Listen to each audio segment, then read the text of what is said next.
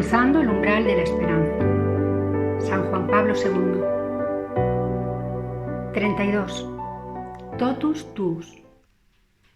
Pregunta. Desde una perspectiva cristiana, hablar de maternidad lleva espontáneamente a hablar de la madre por excelencia, la de Jesús. Totus tuus, todo de María, es el lema elegido para su pontificado. La reactualización de la teología y de la devoción mariana, en fiel continuidad, por otra parte, con la ininterrumpida tradición católica, es otro de los caracteres distintivos de la enseñanza y de la acción de Juan Pablo II. Entre otras cosas, hoy se multiplican las voces y las noticias que hablan de misteriosas apariciones y mensajes de la Virgen. Masas de peregrinos se ponen en camino, como en otros siglos. ¿Qué puede decirnos, santidad, de todo esto? Respuesta. Totus tuus. Esta fórmula no tiene solamente un carácter piadoso, no es una simple expresión de devoción, es algo más. La orientación hacia una devoción tal se afirmó en mí en el periodo en que, durante la Segunda Guerra Mundial, trabajaba de obrero en una fábrica. En un primer momento, me había parecido que debía alejarme un poco de la devoción mariana de la infancia en beneficio de un cristianismo cristocéntrico. Gracias a San Luis Grignon de Montfort, comprendí que la verdadera devoción a la Madre de Dios es, sin embargo, cristocéntrica. Más aún, que está profundamente radicada en el misterio trinitario de Dios y en los misterios de la encarnación y la redención. Así pues, redescubrí con conocimiento de causa la nueva piedad mariana, y esta forma madura de devoción a la Madre de Dios me ha seguido a través de los años. Sus frutos son la Redentoris Mater y la Mulieris Dignitatem. Respecto a la devoción mariana, cada uno de nosotros debe tener claro que no se trata sólo de una necesidad del corazón, de una inclinación sentimental, sino que corresponde también a la verdad objetiva sobre la Madre de Dios. María es la nueva Eva que Dios pone ante el nuevo Adán, Cristo, comenzando por la Anunciación, a través de la noche del nacimiento en Belén, el banquete de bodas en Caná de Galilea, la cruz sobre el Gólgota hasta el cenáculo de Pentecostés. La Madre de Cristo Redentor es Madre de la Iglesia. El Concilio Vaticano II da un paso de gigante tanto en la doctrina como en la devoción mariana. No es posible traer aquí ahora todo el maravilloso capítulo 8 de la Lumen Gentium, pero habría que hacerlo. Cuando participé en el concilio, me reconocí a mí mismo plenamente en ese capítulo, en el que reencontré todas mis pasadas experiencias desde los años de la adolescencia y también aquel especial ligamen que me une a la Madre de Dios de forma siempre nueva. La primera forma, la más antigua, está ligada a las visitas durante la infancia a la imagen de Nuestra Señora del Perpetuo Socorro en la iglesia parroquial de Guadalquivir. Está ligada a la tradición del escapulario del Carmen, particularmente elocuente y rica en simbolismo, que conocí desde la juventud por medio del convento de Carmelitas que se halla sobre la colina de mi ciudad natal. Está ligada, además, a la tradición de las peregrinaciones al santuario de Kalwaria Cebridovska, uno de esos lugares que atraen a multitudes de peregrinos, especialmente del sur de Polonia y de más allá de los Cárpatos. Este santuario regional tiene una particularidad, la de no ser solamente mariano, sino también profundamente cristocéntrico. Y los peregrinos que llegan allí durante su primera jornada junto al santuario de Kalwaria practican antes que nada los senderos, que son un via crucis en el que el hombre encuentra su sitio junto a Cristo por medio de María. La crucifixión, que es también el punto topográficamente más alto, domina los alrededores del santuario. La solemne procesión mariana, que tiene lugar antes de la fiesta de la Asunción, no es sino la expresión de la fe del pueblo cristiano en la especial participación de la Madre de Dios en la resurrección y en la gloria de su propio Hijo. Desde los primerísimos años, mi devoción mariana estuvo relacionada estrechamente con la dimensión cristológica. En esta dirección me iba educando el santuario de Kalwaria. Un capítulo aparte es Jasna Gora, con su icono de la Señora Negra. La Virgen de Jasna Gora es desde hace siglos venerada como reina de Polonia. Este es el santuario de toda la nación. De su señora y reina, la nación polaca ha buscado durante siglos y continúa buscando el apoyo y la fuerza para el renacimiento espiritual. Jasna Gora es lugar de especial evangelización. Los grandes acontecimientos de la vida de Polonia están siempre de alguna manera ligados a este sitio. Sea la historia antigua de mi nación, sea la contemporánea, tienen precisamente allí su punto de más intensa concentración sobre la colina de Jasna Gora. Cuanto he dicho, pienso que explica suficientemente la devoción mariana del actual Papa y sobre todo su actitud de total abandono en María, ese totus tus. Respecto a esas apariciones, a esos mensajes a que se refería, me propongo decir algo más adelante en nuestra conversación.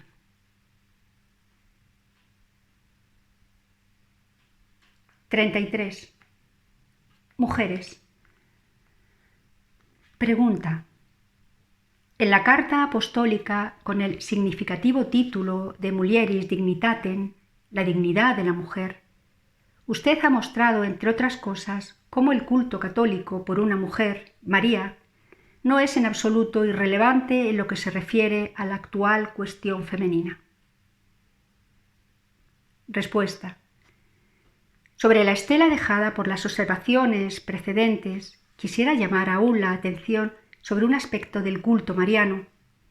Este culto no es sólo una forma de devoción o piedad, sino también una actitud respecto a la mujer como tal. Si nuestro siglo, en las sociedades liberales, está caracterizado por un creciente feminismo, se puede suponer que esta orientación sea una reacción a la falta de respeto debido a toda mujer. Todo lo que escribí sobre el tema en la Mulieris Dignitatem lo llevaba en mí desde muy joven, en cierto sentido desde la infancia. Quizá influyó en mí también el ambiente de la época en que fui educado, que estaba caracterizado por un gran respeto y consideración por la mujer, especialmente por la mujer madre. Pienso que quizá un cierto feminismo contemporáneo tenga sus raíces precisamente ahí, en la ausencia de un verdadero respeto por la mujer. La verdad revelada sobre la mujer es otra. El respeto por la mujer, el asombro por el misterio de la feminidad y, en fin, el amor esponsal de Dios mismo y de Cristo, como se manifiesta en la redención, son todos los elementos de la fe y de la vida de la Iglesia que no han estado nunca completamente ausentes de ella. Lo testimonia una rica tradición de usos y costumbres que hoy está más bien sometida a una preocupante degradación. En nuestra civilización, la mujer se ha convertido en primer lugar en un objeto de placer. Muy significativo es, en cambio, que en el interior de esta realidad esté renaciendo la auténtica teología de la mujer. Es descubierta su belleza espiritual, su especial talento. Están redefiniéndose las bases para la consolidación de su situación en la vida, no solamente familiar, sino también social y cultural. Y a este propósito debemos volver a la figura de María. La figura de María y la devoción hacia ella, vividas en toda su plenitud, se convierten así en una creativa y gran inspiración para esta vía. 34. Para no tener miedo. Pregunta. Como ha recordado durante nuestra conversación, no fue casual que su pontificado se iniciara con un grito que tuvo y que todavía tiene en el mundo profundos ecos: no tengáis miedo. Entre las posibles lecturas de esta exhortación, ¿no cree su santidad que una podría ser esta? Muchos tienen necesidad de ser asegurados, de ser exhortados a no tener miedo de Cristo y de su Evangelio, porque temen que, si se acercara a ellos, su vida se agravaría con exigencias que se ven no como una liberación, sino como un peso. Respuesta. Cuando el 22 de octubre de 1978 pronuncié en la plaza de San Pedro las palabras «No tengáis miedo», no era plenamente consciente de lo lejos que me llevarían a mí y a la Iglesia entera. Su contenido provenía más del Espíritu Santo, prometido por el Señor Jesús a los apóstoles como consolador, que del hombre que las pronunciaba. Sin embargo, con el paso de los años, las he recordado en varias circunstancias. La exhortación «No tengáis miedo» debe ser leída en una dimensión muy amplia. En cierto sentido, era una exhortación dirigida a todos los hombres, una exhortación a vencer el miedo a la actual situación mundial, sea en Oriente, sea en Occidente, tanto en el norte como en el sur. No tengáis miedo de lo que vosotros mismos habéis creado. No tengáis miedo tampoco de lo que el hombre ha producido y que está convirtiéndose cada día más en un peligro para él. En fin, no tengáis miedo de vosotros mismos. ¿Por qué no debemos tener miedo? Porque el hombre ha sido redimido por Dios. Mientras pronunciaba esas palabras en la plaza de San Pedro, tenía ya la convicción de que la primera encíclica y todo el pontificado estarían ligados a la verdad de la redención. En ella se encuentra la más profunda afirmación de aquel «no tengáis miedo». Dios ha amado al mundo, lo ha amado tanto que ha entregado a su Hijo unigénito. Este Hijo permanece en la historia de la humanidad como el Redentor. La redención impregna toda la historia del hombre, también la anterior a Cristo, y prepara su futuro escatológico. Es la luz que esplende en las tinieblas y que las tinieblas no han recibido. El poder de la luz de Cristo y de su resurrección es más grande que todo el mal del que el hombre podría y debería tener miedo. Llegados a este punto, debo volver de nuevo al totus tuus. En su pregunta anterior, usted hablaba de la Madre de Dios y de las numerosas revelaciones privadas que han tenido lugar especialmente en los últimos 2 siglos.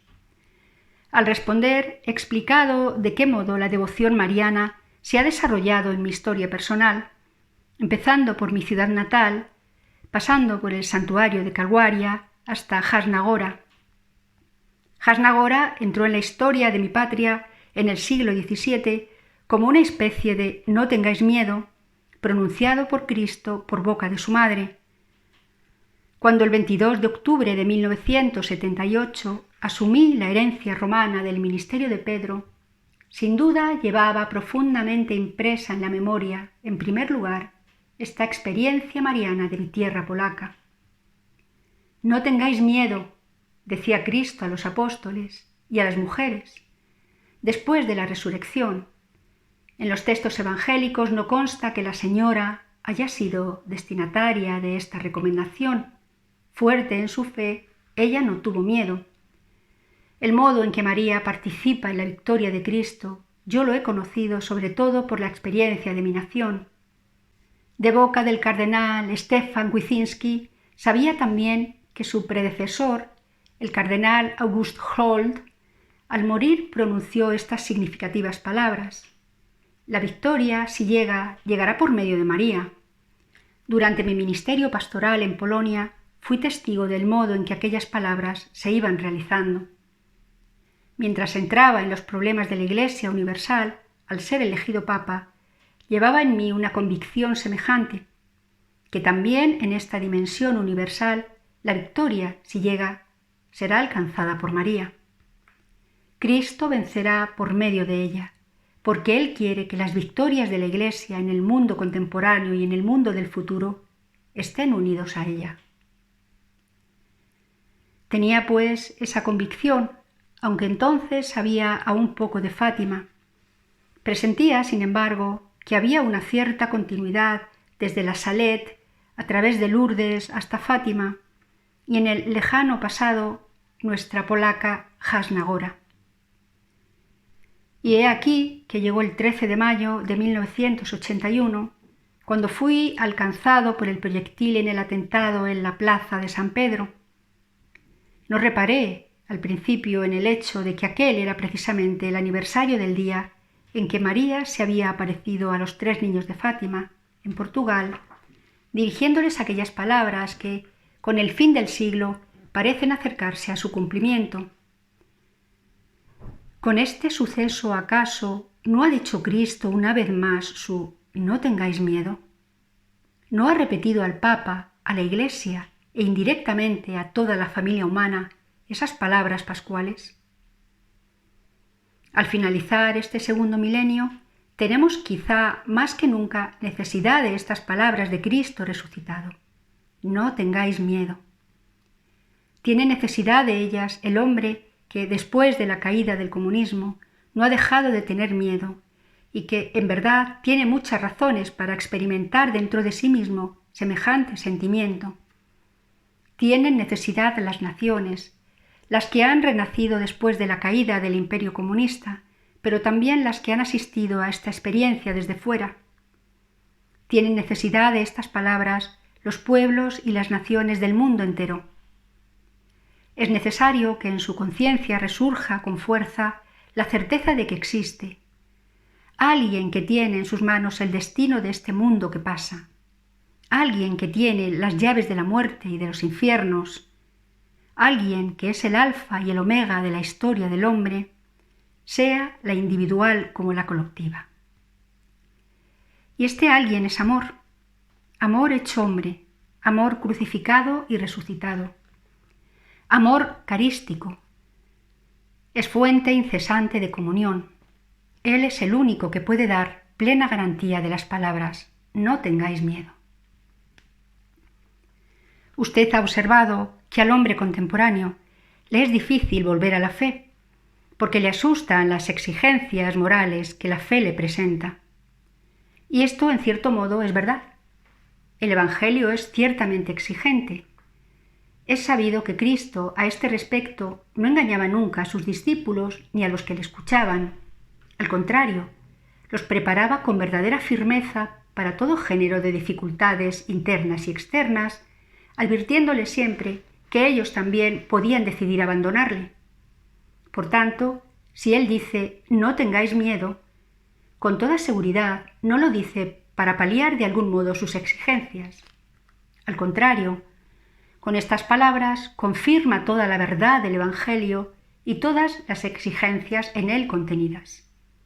Al mismo tiempo, sin embargo, manifiesta que lo que él exige no supera las posibilidades del hombre.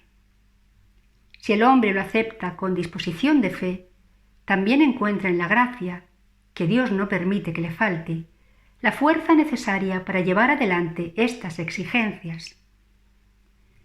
El mundo está lleno de pruebas de la fuerza salvífica y redentora que los evangelios anuncian con mayor énfasis que aquel con que recuerdan las obligaciones morales. ¿Cuántas son en el mundo las personas que atestiguan con su vida cotidiana que la moral evangélica es hacedera? La experiencia demuestra que una vida humana lograda no puede ser sino como la de esas personas.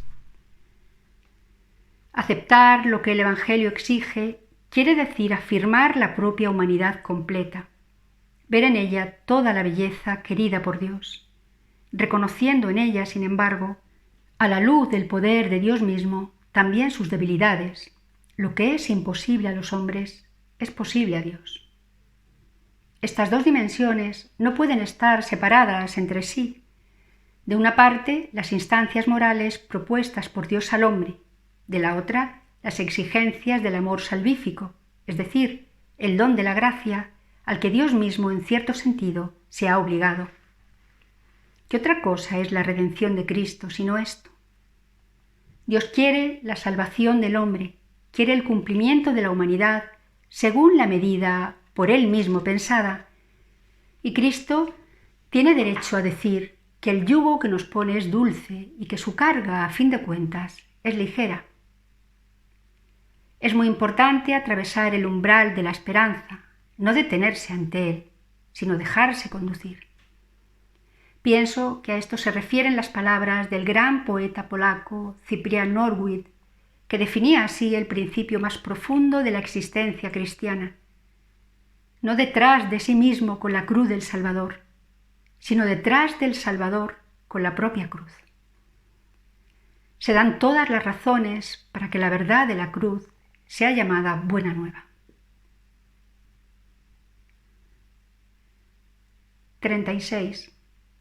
Entrar en la esperanza. Pregunta. Santo Padre, a la luz de todo lo que ha querido decirnos, por lo que le estamos agradecidos, tenemos que concluir que es verdaderamente injustificado, y para el hombre de hoy aún más, tener miedo de Dios, de Jesucristo.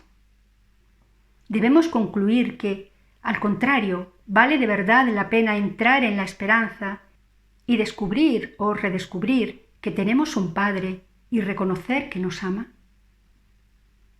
Respuesta. El salmista dice: el principio de la sabiduría es el temor de Dios. Permítame que me refiera a estas palabras bíblicas para responder a su última pregunta. La Sagrada Escritura contiene una exhortación insistente a ejercitarse en el temor de Dios.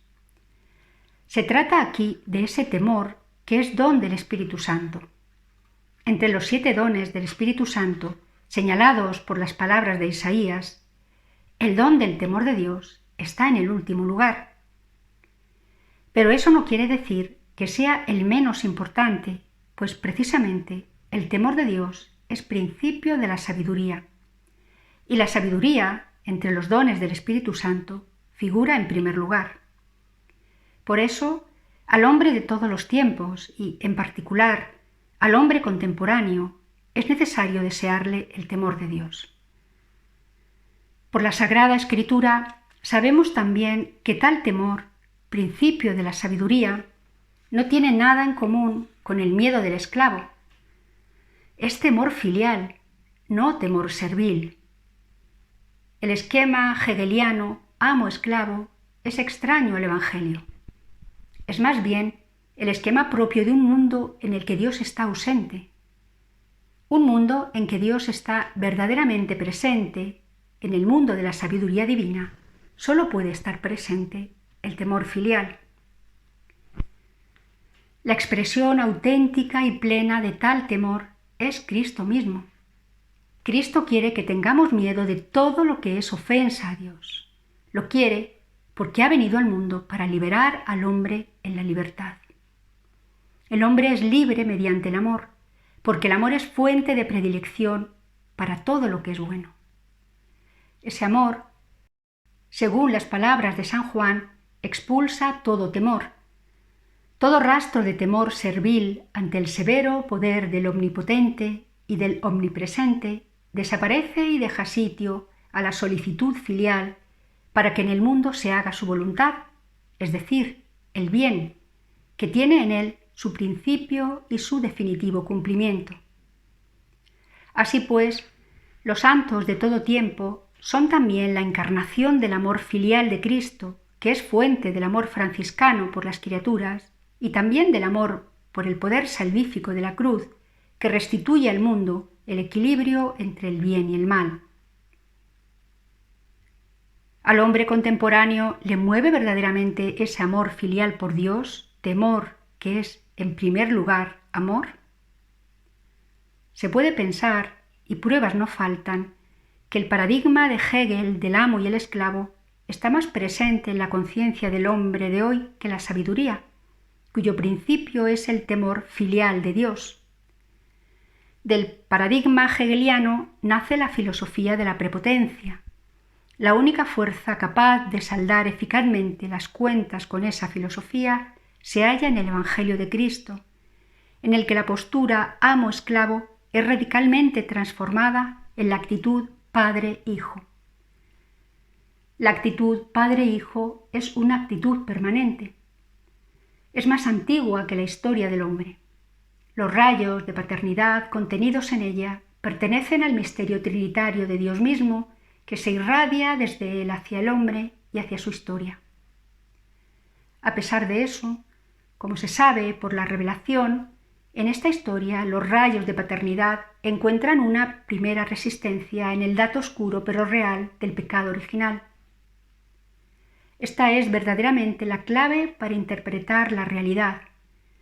El pecado original no es sólo la violación de una voluntad positiva de Dios, sino también y sobre todo de la motivación que está detrás, la cual tiende a abolir la paternidad, destruyendo sus rayos que penetran en el mundo creado, poniendo en duda la verdad de Dios, que es amor, y dejando la sola conciencia de amo y de esclavo. Así, el Señor aparece como celoso de su poder sobre el mundo y sobre el hombre. En consecuencia, el hombre se siente inducido a la lucha contra Dios. Análogamente a cualquier otra época de la historia, el hombre esclavizado se ve empujado a tomar posiciones en contra del amo que lo tenía esclavizado. Después de cuanto he dicho, podría resumir mi respuesta con la siguiente paradoja. Para liberar al hombre contemporáneo del miedo de sí mismo, del mundo, de los otros hombres, de los poderes terrenos, de los sistemas opresivos, para liberarlo de todo síntoma de miedo servil ante esa fuerza predominante que el creyente llama Dios, es necesario desearle de todo corazón que lleve y cultive en su propio corazón el verdadero temor de Dios, que es el principio de la sabiduría. Ese temor de Dios es la fuerza del Evangelio. Es temor creador, nunca destructivo. Genera hombres que se dejan guiar por la responsabilidad, por el amor responsable.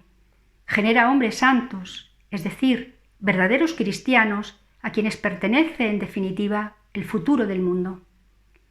Ciertamente, André Malraux tenía razón cuando decía que el siglo XXI será el siglo de la religión o no será en absoluto.